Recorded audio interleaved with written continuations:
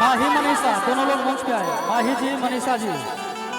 लड़की कहै छै अति शीघ्र सुनियो नहीं लाइन दियो लाइन छै बहुत बहुत बढ़िया लाइन कि रखा हम पे भरोसा ना धोखा दे हो। वाह।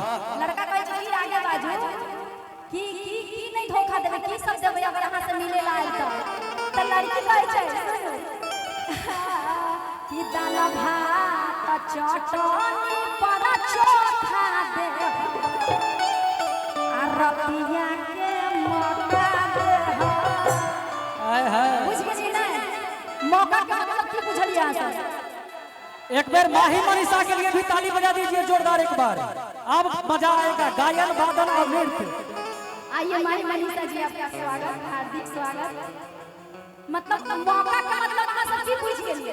एगो कह रहल छै ई मतलब आंख मारे मौका का मतलब आपको बैठने का मौका दे दे, थोड़ा सा मीठी मीठी बातें करने का मौका दे दे। एगो कोई चर्चा के धाम में रोकोगे।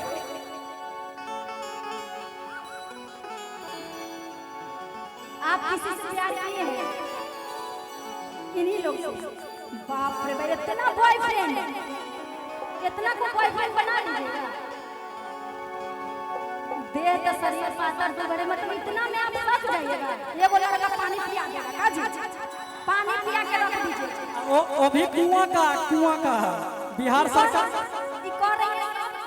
प्यार एक तरह का नहीं होता है, प्यार बहुत तरीके के होते हैं। ये मतलब नहीं होता कि बॉयफ्रेंड से ही प्यार होता है। मेरे लिए तो आप ही सब कुछ है, दिल जान फितरा जो भी होता है सारा आप ही है। आहा सब इनका से सच्चा प्यार काहे गोरा करे त कथि खाली कमर हिलावे वाला प्यार करे छै। हे ई केहन हे ला